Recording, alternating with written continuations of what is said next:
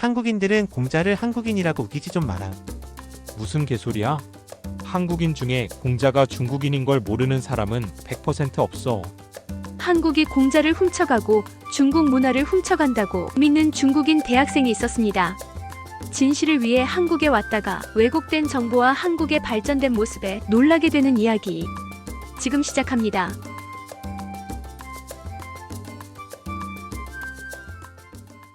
충격. 한국에 와서 알게 된 진실 공자가 한국인이라고. 왕웨이친 베이징 대학교 사학과 대학생으로 그는 중국 매체와 인터넷에서 접한 정보로 한국인들이 공자가 한국인이라고 믿고 있다고 확신하고 있었다. 하지만 한국인 유학생 김동식과의 대화가 그의 믿음을 송두리째 흔들었다. 왕웨이친은 어릴 때부터 중국의 역사에 대해 자부심을 가지고 있었다. 그는 베이징 대학교 사학과에 진학하면서 더욱 깊이 중국의 역사와 문화를 공부했고 특히 공자와 맹자의 사상에 대한 연구도 해왔다. 공자는 단순한 유학자의 이름이 아니라 중국 문화의 정체성을 대표하는 인물이었다. 중국에서는 수천 년 동안 공자의 가르침을 국가 이념으로 삼았고 중화 문명의 근간이라 여겨왔다. 그런데 어느 날 왕웨이친은 중국 인터넷 포럼과 뉴스에서 충격적인 소식을 접하게 되었다. 한국인들은 공자를 한국인이라고 주장한다. 한국은 문화적 열등감 때문에 중국 문화를 훔치려 한다. 한복, 김치, 서예뿐만 아니라 이제는 공자까지 자기네 것이라 우긴다. 이 소식을 접한 왕웨이친은 큰 충격을 받았다. 공자가 중국인이라는 건 전 세계가 아는 사실인데 한국인들이 이 사실을 부정한다고. 그는 곧바로 중국 포털 사이트 바이두와 웨이보를 검색했다. 수많은 게시물과 기사들이 한국이 중국 문화를 훔치려고 한다는 내용을 담고 있었다. 한국은 역사를 조작하는 나라다. 한국인들은 문화적 자부심이 없어서 중국 것을 훔쳐야만 한다고 생각한다. 중국이 없었다면 한국이라는 나라는 존재할 수도 없었을 거다. 이런 글들을 읽을수록 왕웨이친의 분노는 커져갔다. 어떻게 이런 말도 안 되는 주장을 할 수 있지? 그는 한국이라는 나라에 대해 잘 알지 못했지만 이 정도라면 분명히 한국에서는 공자를 한국인이라 가르치고 있을 것이라 확신했다. 그때 마침 캠퍼스에서 한국인 유학생 김동식을 마주쳤다. 좋아. 지금 당장 확인해 봐야겠어. 왕웨이친은 주저하지 않고 김동식에게 다가갔다. 너희 한국인들은 왜 공자를 한국인이라고 주장하는 거야? 뭐? 무슨 말도 안 되는 소리야? 중국 인터넷에서 다 그러던데 한국인들은 공자를 자기네 조상이라고 주장한다고. 김동식은 황당한 표정을 지으며 한숨을 쉬었다. 헛소리 하지 마. 우리 교과서에서도 공자는 중국 사람이라고 배우고 도덕, 윤리, 철학 시간에 공자랑 맹자의 사상도 배워. 왕웨이친은 순간 당황했다. 뭐?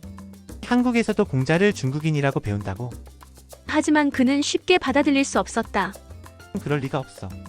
중국에서는 한국이 공자를 자기네 조상이라고 주장한다고 하는데 아니, 진짜 말도 안 되는 소리 하지 마. 우리가 왜 공자가 한국인이라고 우겨? 왕웨이친은 속으로 혼란스러웠다. 중국 인터넷에 나온 모든 정보가 거짓이란 말인가? 하지만 여전히 그는 의심스러웠다. 너는 그렇다 쳐도 다른 한국인들은 분명 공자를 한국인이라고 생각하는 사람이 있을 거야. 못 믿겠으면 내가 한국 가서 직접 물어보든지. 왕웨이친은 김동식의 도전적인 말에 오기가 생겼다. 그래. 올 여름 방학에 직접 한국에 가서 확인해 보겠어. 한국에서의 충격적인 경험 100명에게 물어보다. 여름방학이 되자 왕웨이친은 생애 처음으로 한국행 비행기에 올랐다. 그동안 한국에 대해 들어온 이야기들은 대부분 부정적인 것이었다. 한국인들은 중국 문화를 훔치려고 하고 공자를 자기네 조상이라고 우긴다. 그는 이런 한국인들의 태도를 직접 확인하고 싶었다. 한국인들은 정말 공자가 한국인이라고 믿고 있는 걸까? 이 의문을 해결하기 위해 왕웨이친은 한국행을 결심했다. 직접 가서 사람들에게 물어보면 진실을 알 수 있을 것이라 생각했다.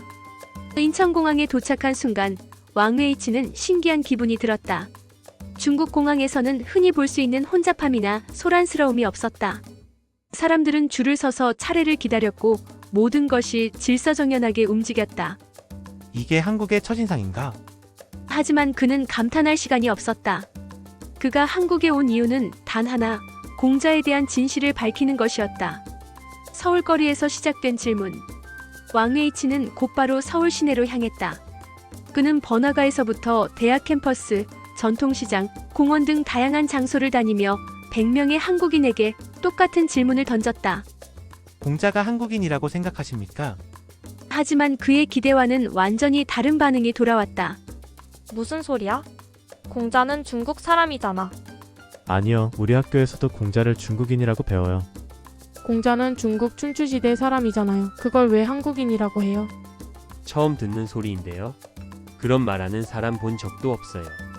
한국에서 그런 말하는 사람 있으면 이상한 사람 취급받을걸요. 왕웨이치는 점점 당황하기 시작했다.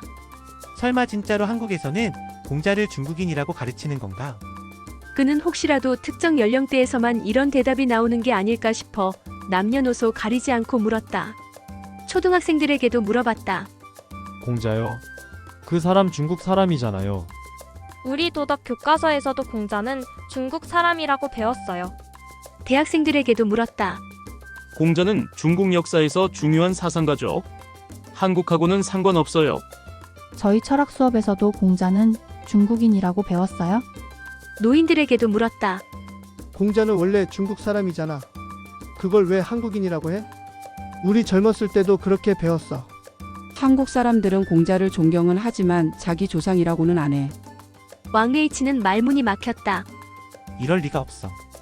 중국에서는 한국인들이 공자를 자기네 조상이라고 믿고 있다고 철석같이 확신하고 있었다. 그런데 정작 한국에 와서 직접 물어보니 단 한 명도 그런 말을 하는 사람이 없었다. 왕웨이치는 머릿속이 복잡해졌다. 내가 그동안 믿고 있던 정보가 완전히 틀렸던 건가? 그는 한국에 오기 전 인터넷에서 봤던 수많은 기사와 영상들을 떠올렸다. 중국 인터넷에서는 이런 말들이 넘쳐났다. 한국인들은 공자를 한국인이라고 주장한다. 한국은 역사적 문화적 열등감이 심해서 중국 문화를 훔치려 한다. 공자 한복, 서예, 차 문화까지 모두 자기들 거라고 한다. 그러나 현실은 달랐다. 한국인들은 공자를 중국인으로 배우고 있었다. 한국 교과서에서도 공자를 중국의 위대한 사상가로 소개하고 있었다. 단 한 명의 한국인도 공자가 한국인이라고 믿지 않았다. 왕웨이치는 이 현실을 인정하고 싶지 않았다. 어쩌면 내가 질문한 사람들이 다 우연히 그렇게 대답한 것일지도 몰라. 그는 다시 질문을 반복했다. 하지만 결과는 달라지지 않았다. 공자가 한국인이라고 생각하십니까? 그게 무슨 말이에요? 공자는 중국 사람인데요. 아니요. 우리는 공자가 중국인이라는 건 당연한 사실로 알고 있죠. 한국에서는 공자를 자기 조상이라고 주장하는 사람이 없어요. 왕웨이치는 더 이상 부정할 수 없었다. 그는 충격에 빠졌다. 중국에서 봤던 정보들은 대체 뭐였지? 다 가짜였던 걸까? 그는 스마트폰을 꺼내 중국 인터넷을 다시 검색했다. 여전히 한국을 비난하는 기사와 글들이 넘쳐났다. 한국은 중국 문화를 훔치는 나라다. 한국인들은 역사 왜곡을 일삼는다. 그러나 정작 한국에서 확인한 현실은 그와 정반대였다. 도대체 중국은 왜 이런 거짓 정보를 퍼뜨리는 걸까? 왕웨이치는 더 이상 무조건 중국의 말을 믿을 수 없었다. 내가 알던 세계와 현실이 너무 다르다. 그는 그제야 깨달았다. 진실을 알고 싶다면 직접 보고 확인해야 한다. 그리고 그는 한국에서 더 많은 것들을 직접 경험해보기로 결심했다. 한국 여행을 하면서 바뀐 인식. 왕웨이치는 서울에서 머무는 동안 한국을 더 깊이 경험해보기로 했다. 공자 논란으로 인해 한국을 방문했지만 이제는 한국의 실제 모습을 알고 싶어졌다. 내가 중국에서 듣던 것과 정말 다른 곳인가? 깨끗한 거리와 질서정연한 시민들. 왕웨이친이 처음으로 놀란 것은 서울의 거리였다.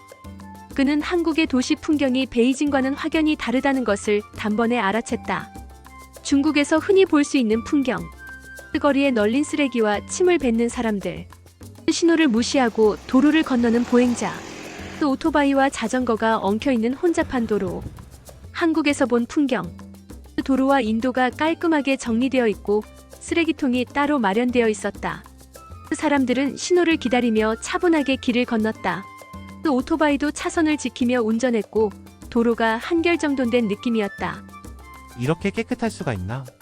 그는 일부러 밤늦게까지 서울을 돌아다녀 보았다. 길거리에는 여전히 많은 사람이 있었지만 술에 취해 소란을 피우는 사람도 없고 밤에도 안전한 분위기였다. 중국에서는 밤 늦게 혼자 돌아다니면 위험한데 한국은 그렇지 않네. 친절한 사람들, 한국의 선진화된 대중교통 시스템. 그는 지하철을 타고 명동으로 가보기로 했다. 베이징의 지하철과 비교하며 한국의 대중교통이 얼마나 차이가 있는지 확인하고 싶었다. 한국 지하철에서 놀란 점. 정확한 도착 시간과 친절한 안내 방송. 모든 사람이 줄을 서서 승차하고 먼저 내리는 승객을 배려. 지하철 내 와이파이가 빠르고 모든 안내가 디지털화. 베이징 지하철에서 흔히 볼 수 있는 광경. 사람들이 밀치고 먼저 타려고 경쟁. 시간표가 정확하지 않고 지연이 자주 발생. 인터넷이 느리고 스마트 시스템이 부족. 그는 승강장에서 서서 한국인들이 자연스럽게 줄을 서는 모습을 지켜보았다. 아무도 강요하지 않는데 스스로 이렇게 행동하는구나. 그는 또 하나 놀라운 사실을 발견했다. 한국에서는 지하철역마다 화장실이 무료로 개방되어 있었다. 중국에서는 공공화장실을 이용하려면 돈을 내야 하는 경우가 많았고 시설도 깨끗하지 않았다. 그는 이 작은 차이에서도 한국 사회의 시민의식과 공공 시스템의 차이를 실감할 수 있었다. 다양한 한식 요리와 활기 넘치는 왕웨이치는 한국의 음식도 직접 체험해보기로 했다. 중국에서는 한국 음식이 단순히 맵고 짠 자극적인 음식이라는 인식이 많았다.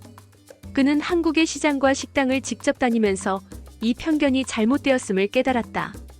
그가 맛본 한국 음식들. 김치찌개의 깊은 감칠맛이 느껴지는 매운 국물 요리. 삼겹살 불판에서 구워 먹는 방식이 신선했고 함께 나오는 반찬도 다양. 한정식 여러 가지 반찬이 나오는데 하나하나 정성이 담긴 느낌. 떡볶이 한국의 대표적인 길거리 음식, 매콤하면서도 달달한 맛. 그는 또 한국의 전통시장도 방문했다. 시장에서는 활기찬 상인들의 모습과 다채로운 음식, 그리고 친절한 서비스를 경험할 수 있었다. 맛있게 드세요. 추운 날씨인데 따뜻한 국물 한 그릇 하세요. 한국 사람들은 손님을 따뜻하게 맞아주었고 그의 서툰 한국어에도 웃으며 대화를 나누었다. 한국인들이 무례하다는 건 거짓말이었어. IT 강국답게 어디서나 빠른 인터넷과 최첨단 기술. 왕웨이치는 한국이 IT 강국이라는 것을 금방 실감했다. 그가 지하철, 카페, 심지어 길거리에 서서도 무료 와이파이를 사용할 수 있었다. 중국에서는 VPN을 사용해야만 자유롭게 인터넷을 쓸 수 있었지만 한국에서는 그런 제약이 없었다. 한국에서 경험한 IT 기술, 초고속 인터넷, 어디서나 무료 와이파이, 스마트폰 하나로 모든 결제 가능 QR 결제, 카드 결제, 삼성페이 등. 편의점에서도 자동 결제 시스템이 활성화됨. 그는 편의점에서 계산할 때 사람이 없이도 자동으로 결제되는 무인 시스템을 보고 놀랐다. 중국도 디지털화가 많이 이루어졌다고 생각했는데 한국은 훨씬 앞서 있잖아. 한국에 대한 인식이 변하다. 처음 한국에 왔을 때 왕웨이치는 한국에 대해 부정적인 생각을 가지고 있었다. 한국은 중국 문화를 베끼는 나라일 뿐이야. 한국인들은 우리 중국을 시기하고 열등감을 느낄 거야. 하지만 직접 경험한 한국은 전혀 다른 모습이었다. 그가 깨달은 점. 한국인들은 공자를 중국인으로 배우고 있었다. 한국은 질서정연하고 시민의식이 높았다. 한국은 IT 강국으로 디지털 기술이 중국보다 앞서 있었다. 한국 음식은 단순히 매운 것이 아니라 다양하고 깊은 맛을 가지고 있었다. 왕웨이치는 점점 혼란스러워졌다. 그럼 중국에서 내가 들은 정보들은 뭐지? 왜 중국 매체들은 한국을 이렇게 부정적으로만 보도하는 걸까? 그는 이제 더 이상 인터넷에 떠도는 정보만을 믿을 수 없었다. 직접 보고 경험한 한국은 그가 중국에서 배운 것과는 완전히 달랐다. 내가 한국을 너무 몰랐던 걸까? 그는 한국에서 머무는 동안 더 많은 것을 알아보기로 결심했다. 한국에서 더 알아보게 된 사실들. 왕웨이치는 한국에서의 시간을 보내면서 점점 더 많은 사실을 알게 되었다. 그는 도서관과 서점을 방문해 한국의 역사 교과서를 직접 확인했다. 한국 역사 교과서에서 발견한 내용. 공자는 중국인으로 명확히 서술되어 있었고 공자의 사상은 한국의 윤리교육에서도 중요한 부분을 차지했다. 한국인들은 유교의 영향을 받아 예절과 도덕을 중시하는 문화를 형성해왔다. 한자 문화권으로서 중국 고대 문명에서 영향을 받은 것은 맞지만 한국은 자체적으로 독창적인 문화를 발전시켜왔다. 한국이 공자를 한국인이라고 주장한다는 중국 인터넷의 내용은 완전히 날조된 거짓 정보였다. 그는 중국의 매체가 의도적으로 왜곡된 정보를 퍼뜨리고 있다는 사실을 깨닫게 되었다. 그뿐만이 아니었다. 그는 한국인들과 더 대화를 나누며 한국의 역사인식이 중국과 다르다는 것을 알게 되었다. 한국이 중국 문화를 훔친다고요?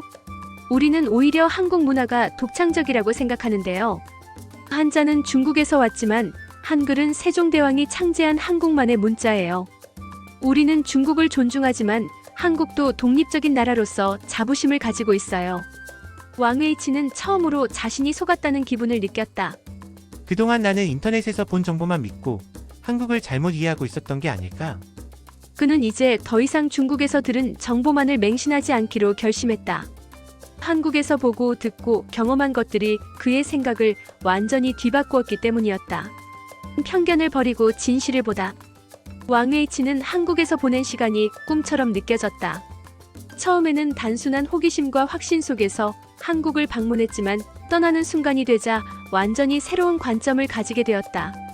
공자가 한국인이라고. 그는 처음부터 이 주제를 확인하기 위해 한국에 왔다. 그러나 한국에서 만난 100명의 사람들, 역사교과서, 그리고 대화 속에서 그런 주장을 하는 한국인은 단 한 명도 없었다. 한국에서는 오히려 공자를 중국인으로 명확하게 인식하고 있으며 그의 사상을 교육에도 적극 반영하고 있었다. 중국에서 수없이 들었던 말들이 모두 거짓이었다는 사실이 충격적이었다. 한국은 가짜 뉴스를 조작하는 나라가 아니었다. 중국 인터넷에서는 한국이 중국 문화를 훔쳐간다는 주장이 많았지만 실제로 한국을 여행하며 깨달은 것은 한국은 오히려 자국의 문화를 발전시키는데 집중하고 있었다는 점이었다. 한자는 중국에서 왔지만 한글은 한국 고유의 문자였다. 유교의 영향을 받았지만 한국은 독자적인 사회 질서를 구축했다. 전통 문화는 남아있지만 한국은 기술과 경제 발전을 통해 완전히 다른 길을 걷고 있었다. 나는 왜 이렇게 쉽게 가짜 뉴스를 믿었을까? 왕웨이치는 공항으로 향하는 길에 문득 생각했다. 그는 평생 중국에서 교육받으며 중국의 시각으로만 세상을 바라봤다. 한국에 오기 전까지만 해도 중국은 세계의 중심이고 한국은 그 문화를 빼앗아가려는 나라라는 편견을 가지고 있었다. 그러나 그가 직접 경험한 한국은 그와 정반대의 나라였다. 한국 사람들은 자신의 문화를 스스로 발전시키는데 집중하고 있었고 중국을 폄하하려는 의도가 전혀 없었다. 이제라도 한국을 있는 그대로 바라봐야겠다. 왕웨이치는 이제 더 이상 어떤 정보든 의심 없이 받아들이지 않기로 결심했다. 그는 직접 보고 듣고 경험한 것을 바탕으로 판단해야 한다는 사실을 깨달았다. 한국은 경제, 기술, 문화 등에서 자체적인 강점을 가지고 있는 나라였다. 중국에서 퍼지는 한국 관련 가짜 뉴스들은 정치적 목적을 가진 조작일 가능성이 높았다. 앞으로는 편견을 버리고 진실을 직접 확인하는 태도를 가져야 한다. 진실은 직접 경험해봐야 알 수 있다. 공항에서 비행기를 기다리며 왕웨이치는 스스로에게 다짐했다. 나는 다시 한국에 올 것이다. 그리고 더 많은 것을 배우고 경험할 것이다. 오늘의 이야기가 감동을 주었다면 여러분의 생각을 댓글로 나눠주세요. 그리고 더 좋은 이야기로 다시 찾아뵙겠습니다. 지금까지 애국의 맛이었습니다. 끝까지 시청해주셔서 감사합니다.